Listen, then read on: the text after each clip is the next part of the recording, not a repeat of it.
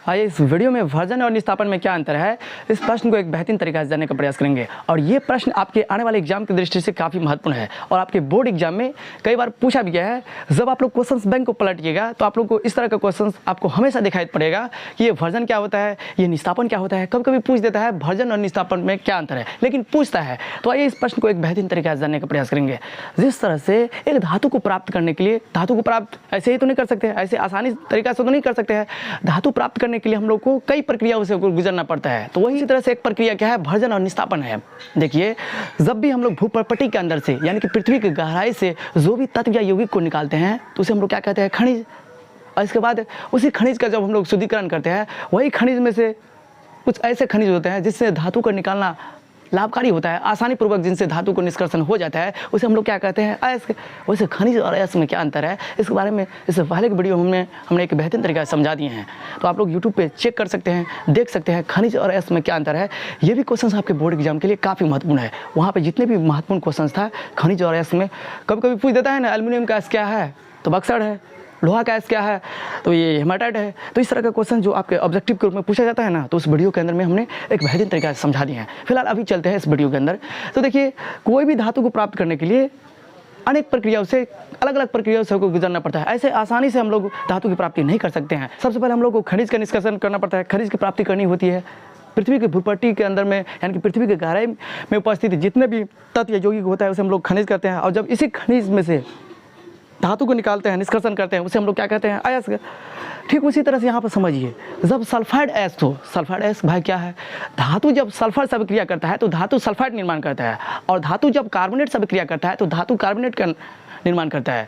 तो जब सल्फाइड अयस्क को वायु की उपस्थिति में गर्म किया जाता है, यानी कि जब सल्फाइड अयस्क को वायु की उपस्थिति में गर्म करते हैं तो ये ऑक्साइड में परिवर्तित हो जाता है। इसी ऑक्साइड में परिवर्तित होने की प्रक्रिया को हम लोग क्या कहते हैं, भर्जन। एक बेहतरीन तरीका से समझने का प्रयास कीजिए। जब सल्फाइड अयस्क को वायु की उपस्थिति में गर्म किया जाता है तो यह ऑक्साइड में परिवर्तित हो जाता है, इसे हम लोग क्या कहेंगे, वर्जन। लेकिन जब कार्बोनेट अयस्क को, सल्फाइड अयस्क होता है वर्जन में और कार्बोनेट अयस्क होता है किसमें, तो निस्तापन में। जब कार्बोनेट अयस्क को वायु की अनुपस्थिति में यानी कि सीमित वायु में, जब कार्बोनेट अयस्क को वायु की अनुपस्थिति में गर्म किया जाता है तो ये भी ऑक्साइड में परिवर्तित हो जाता है, तो इसे हम लोग क्या कहते हैं, निस्तापन। जब वर्जन की बात आएगी तो सल्फाइड अयस्क, जब निस्तापन की बात आएगी तो ये कार्बोनेट अयस्क। तो इसके बारे में एक बेहतरीन तरीका से समझ गए। अब बोलेगा सर जी, ये वर्जन और निस्तापन करना क्यों जरूरी है, तो हम आपको पता है कि किसी भी धातु को हम ऐसे ही आसानी से प्राप्त नहीं कर सकते हैं, अलग अलग प्रक्रियाओं से गुजरना पड़ता है।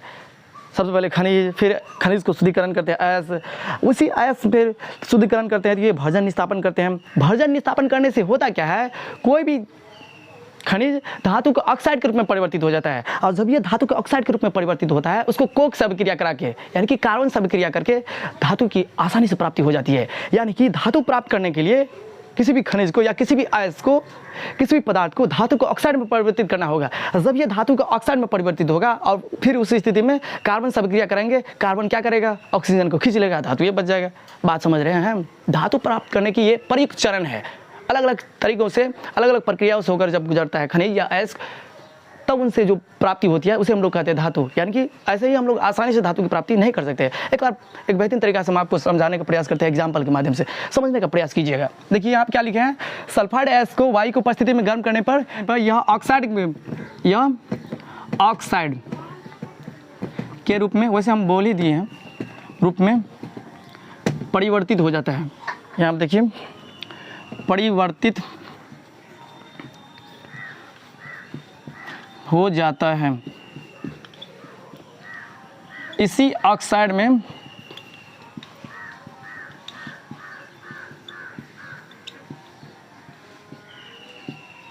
परिवर्तित, इसी ऑक्साइड में परिवर्तित होने की प्रक्रिया को भर्जन कहते हैं।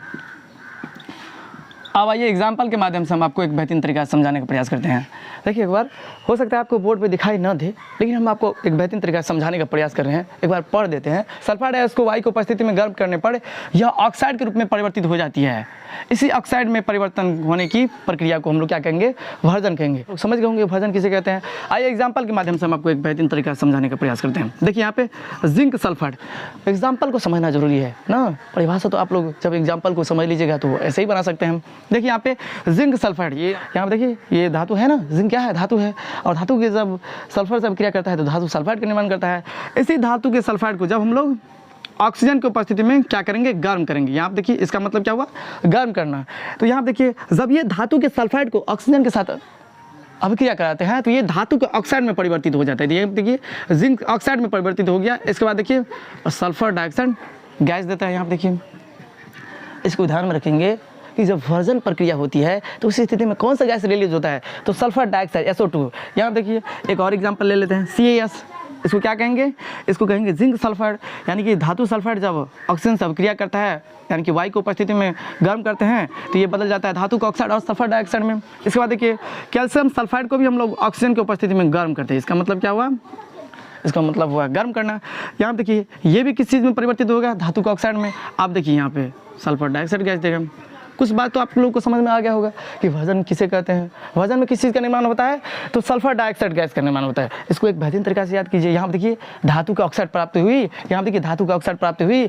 जब इसी धातु के ऑक्साइड को, अब बोलिएगा सर जी ये भोजन और निस्तापन करना क्यों जरूरी है, इसलिए करते हैं क्योंकि जब भी हम लोग को धातु की ऑक्साइड की प्राप्ति हो जाती है तो उस स्थिति में हम लोग को धातु की प्राप्त करना आसान हो जाता है। हम लोग आसानी से धातु को प्राप्त कर सकते हैं। यहाँ देखिए वर्जन कह रहा है, यहाँ पे ये धातु के ऑक्साइड के रूप में परिवर्तित हो गया। और इसी धातु के ऑक्साइड को जब हम लोग कार्बन से अभिक्रिया कराते हैं, देखिए कार्बन से अभिक्रिया करेंगे तो कार्बन में आप लोग एक गुण तो जानते हो, कार्बन किसको खींच लेता है, खींच लेता है ना ऑक्सीजन को। कार्बन किसको खींच लेता है, तो कार्बन ऑक्सीजन को खींच लेता है। यहाँ देखिए कार्बन क्या करेगा, ऑक्सीजन को खींच लेगा तो कार्बन डाइऑक्साइड का निर्माण कर लेगा। और यहाँ देखिए जिंक अकेले बच जाता है। यहाँ देखिए धातु की प्राप्ति हुई। तो किसी भी बात को समझना जरूरी है। अब वर्जन क्या है, निस्तापन क्या है, इसके बारे में समझ गए, परिभाषा समझ गए, लेकिन वर्जन और निस्तापन के बारे में ये करना क्यों जरूरी है, इस प्रक्रिया को हम लोग अप्लाई क्यों करते हैं, इसको भी नहीं समझना जरूरी है। ये कराया क्यों जाता है, इसलिए कराया जाता है ताकि उससे हम लोग को धातु के ऑक्साइड की प्राप्ति हो जाए। जब ये धातु के ऑक्साइड की प्राप्ति हो जाती है तो उस स्थिति में धातु को निकालने में, धातु को निष्कर्ष करने में किसी प्रकार का दिक्कत नहीं होता है। उसी स्थिति में यहाँ देखिए कार्बन से अभिक्रिया करा दिए। कार्बन क्या किया, ऑक्सीजन को ले लिया, खींच लिया, कार्बन डाइऑक्साइड गैस का निर्माण कर लिया। और यहाँ देखिए कार्बन डाइऑक्साइड गैस का निर्माण कर लिया और यहाँ पे धातु की प्राप्ति हो जाती है। तो थोड़ा दिन समझ गए होंगे। यहाँ पे है ऑफलाइन में कुछ बच्चा सो है, दीना भद्री है, आप क्या करेंगे। यहाँ देखिए कैल्शियम ऑक्साइड है, कैल्शियम ऑक्साइड को फिर कार्बन से अभिक्रिया करेंगे। कार्बन का काम क्या है, ये ऑक्सीजन को खींचेगा, यानी कि CO2 प्लस। यहाँ देखिए धातु के ऑक्साइड को जब हम लोग कार्बन से अभिक्रिया करते हैं तो क्या होता है। तो इस तरह से आप लोग समझ गए होंगे कि वर्जन किसे कहते हैं। अब आइए निस्तापन के बारे में समझने का प्रयास करते हैं। वैसे इससे पहले भी हमने बता दिए हैं, देख लीजिए। जिस तरह से वर्जन में क्या होता है सल्फाइड अयस्क, तो उसी तरह से होता है क्या है निस्तापन में कार्बोनेट अयस्क। यहाँ पे लिखेंगे क्या, कार्बोनेट अयस्क को, कार्बोनेट अयस्क।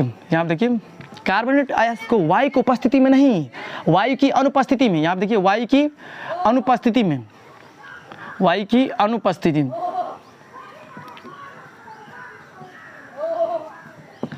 कार्बोनेट अयस्क को वायु की अनुपस्थिति में गर्म करने पर यह ऑक्साइड के रूप में परिवर्तित हो जाता है, ऑक्साइड के रूप में परिवर्तित हो जाता है। इसी ऑक्साइड में परिवर्तित होने की प्रक्रिया को क्या कहते हैं, यहाँ पे वर्जन नहीं कहेंगे, यहाँ पे क्या कहेंगे, निस्तापन कहेंगे। अब आइए ना एग्जाम्पल के माध्यम से एक बेहतरीन तरीके से समझाने का प्रयास करते हैं, उसे समझ गए होंगे। देखिए कार्बोनेट का मतलब क्या हुआ, कार्बोनेट अयस्क का मतलब क्या हुआ, जब धातु कार्बोनेट से अभिक्रिया करेगा, जब धातु कार्बोनेट से अभिक्रिया करेगा तो उसी स्थिति में क्या होगा, कार्बोनेट अयस्क का निर्माण होगा। अब आइए देखिए यहाँ पे जिंक कार्बोनेट, जिंक कार्बोनेट को वायु की अनुपस्थिति में गर्म करते हैं। वायु की अनुपस्थिति का मतलब वायु से अभिक्रिया रिएक्शन नहीं करेंगे, वहाँ पे क्या था वर्जन में, वायु की उपस्थिति में। इसलिए हम लोग धातु के सल्फाइड के साथ ऑक्सीजन से क्या कराते थे, अभिक्रिया कराते थे। लेकिन यहाँ पे देखिए ये निस्तापन है, निस्तापन में क्या होगा, निस्तापन में क्या होगा, तो आप लोग जानते हो निस्तापन में क्या होगा, ऑक्सीजन की अनुपस्थिति होगा। ऑक्सीजन की अनुपस्थिति का मतलब क्या होगा, ऑक्सीजन से रिएक्शन थोड़ी कराएंगे, ऑक्सीजन से अभिक्रिया थोड़ी कराएंगे, नहीं कराएंगे। अब देखिए जब इसको हम लोग कार्बोनेट अयस्क को वायु की अनुपस्थिति में गर्म करते हैं तो ये ऑक्साइड के रूप में परिवर्तित हो जाता है। देखिए जिंक ऑक्साइड के रूप में परिवर्तित हो गया और इधर देखिए कार्बन डाइऑक्साइड गैस देता है। थोड़ा कुछ समझिए, वहाँ पर कौन सी गैस का निर्माण हो रहा है, तो हो रहा था सल्फर डाइऑक्साइड का। यहाँ पे क्या होगा, तो कार्बोनेट अयस्क है तो कार्बन डाइऑक्साइड का निर्माण होगा। तो आप लोग समझ गए होंगे। अब देखिए मैग्नीशियम कार्बोनेट, इसको भी जब हम लोग गर्म करेंगे धातु के साथ, देखिए ना कितना विद्यार्थी की जो है ना याद ही नहीं रहता है, एग्जाम्पल किस तरह से लिखेंगे यही नहीं आते रहता है। तो धातु को कार्बोनेट सब क्या कराएंगे, तो धातु कार्बोनेट। अब भाई धातु है क्या, अधातु है क्या, अब इसके बारे में नहीं जानते हैं तो आप यहाँ पे खा के समझिएगा। हम कितना भी समझाते रह जाएंगे, नाक रगड़ के मर जाएंगे, आप लोग समझने वाले नहीं है। तो नहीं समझ रहे हैं धातु अधातु के बारे में तो हमको बोलिए, कमेंट कीजिए, धातु अधातु चैप्टर पढ़ा देंगे। यहाँ देखिए मैग्नीशियम कार्बोनेट को हम लोग वायु की अनुपस्थिति में गर्म करते हैं, क्योंकि कार्बोनेट ऐसे है और कार्बोनेट ऐसे को गर्म किया जाता है वायु की अनुपस्थिति में ना, तब ना वो निस्तापन प्रक्रिया होगा। यहाँ देखिए ये MgO में बदल जाएगा और इसके बाद देखिए CO2 गैस तो देवे करेगा। तो इस तरह से आप लोग एक बेहतरीन तरीका से समझ गए होंगे कि ये भर्जन और निस्तापन में क्या अंतर है। एक बार और एक बेहतरीन तरीका से समझा देते हैं कि ये भर्जन क्या होता है। जब सल्फाइड गैस को वायु की उपस्थिति में गर्म किया जाता है तो यह ऑक्साइड में परिवर्तित हो जाता है। इसी ऑक्साइड में परिवर्तित होने की प्रक्रिया को कहते हैं हम लोग भर्जन। अब भाई भर्जन कराना क्यों जरूरी है? इसलिए कराना जरूरी है क्योंकि भर्जन प्रक्रिया के दौरान कोई भी खनिज, कोई भी सल्फाइड गैस धातु के ऑक्साइड के रूप में परिवर्तित हो जाता है। जब यह धातु के ऑक्साइड के रूप में परिवर्तित हुआ तो उससे हम लोग को धातु की प्राप्ति करने में किसी प्रकार की कठिनाई नहीं होता है। यह प्रक्रिया हम लोग क्यों कर रहे हैं? ये सारी प्रक्रिया इसलिए कर रहे हैं ताकि धातु की प्राप्ति हो जाए, धातु की प्राप्ति हो सके, इसलिए हम लोग ये सब भर्जन और निस्तापन की प्रक्रिया करते हैं। तो समझ गए होंगे। अब आइए निस्तापन के बारे में भी हम आपको समझा देते हैं। निस्तापन में क्या होता है? कार्बोनेट गैस को वायु की अनुपस्थिति में गर्म करते हैं। कार्बोनेट गैस को वायु की अनुपस्थिति में गर्म करते हैं तो ये ऑक्साइड में परिवर्तित हो जाता है, और जब ये ऑक्साइड में परिवर्तित होता है तो उनसे हम लोग को धातु को प्राप्त करने में किसी प्रकार की दिक्कत नहीं होता है। तो उस स्थिति में होता क्या है, धातु के ऑक्साइड को जब हम लोग कार्बन से प्रक्रिया कराते हैं तो कार्बन क्या करता है, ऑक्सीजन को खींच लेता है, धातु की प्राप्ति हो जाती है, इसलिए करते हैं। भर्जन निस्तापन करना क्यों जरूरी है? बात समझ गए हो। धातु प्राप्त करने के अलग अलग तरीके हैं, उसी अलग अलग तरीके में एक तरीका है क्या है, भर्जन और निस्तापन है। तो चलिए दोस्तों फिर मिलते हैं नए वीडियो में, तब तक के लिए हमें बता दीजिए। जय हिंद, जय भारत, पढ़ते रहिए। अगर वीडियो पसंद आए तो चैनल को जरूर सब्सक्राइब कीजिएगा। अगर आसपास अगल बगल में जितने भी क्लास 10th के स्टूडेंट जो आने वाले समय में एग्जाम देगा उसके पास जरूर शेयर कीजिएगा। जो नए में सिरे से तैयारी करना चाहते हैं आप लोग चैनल से जुड़ सकते हैं, हम आपको एक बेहतरीन तरीका से तैयारी करवाने में मदद करेंगे, हम आपका सही मार्गदर्शन करेंगे। तो चलिए दोस्तों फिर मिलते हैं नए वीडियो में नए कंसेप्ट के साथ।